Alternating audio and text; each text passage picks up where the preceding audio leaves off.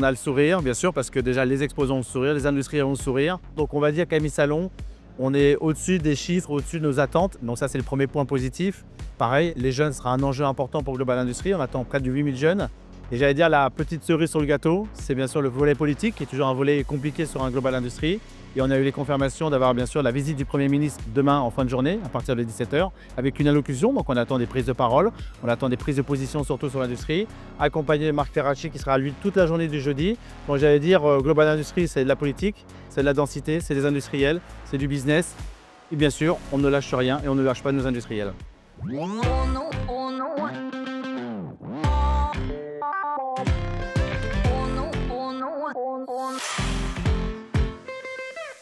Bonjour, nous sommes sur Global Industries et aujourd'hui nous sortons un nouveau guide sur la cybersécurité qui est édité par le club Cyber OT du Gimelec. Ce guide il est dédié à la maintenance et au maintien en conditions de sécurité des systèmes industriels.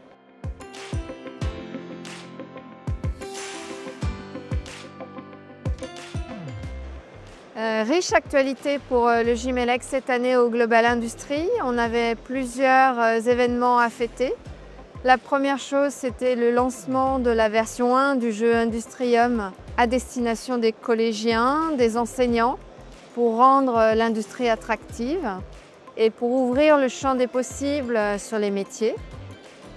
Deuxième actualité très forte, c'est le lancement du club SPE qui est nouvellement ouvert au Gimelec depuis le début de l'année. Donc Single Pair Ethernet, une technologie à déployer sur le marché français. Autre actualité très forte, c'est le lancement du hub IDTA qui est tout nouveau puisque le lancement s'est fait en plein milieu de Global Industries sur le Digital Twin, Industrial Digital Twin Automation, le fameux jumeau numérique dans l'industrie. Voilà pour ces trois grands événements et puis recevoir, rencontrer nos adhérents et les accompagner sur les enjeux industriels qu'ils ont, décarbonation, automatisation, digitalisation et puis voilà.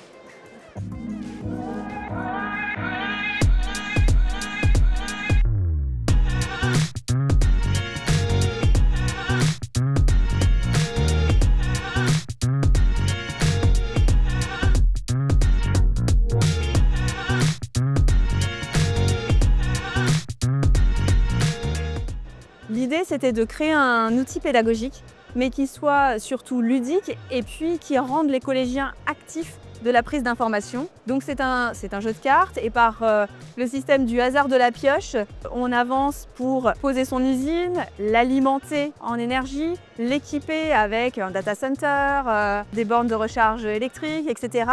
Mais on doit aussi réunir des collaborateurs et c'est là que les collégiens découvrent toute la chaîne de valeur de fabrication d'un produit et les métiers qui y sont associés.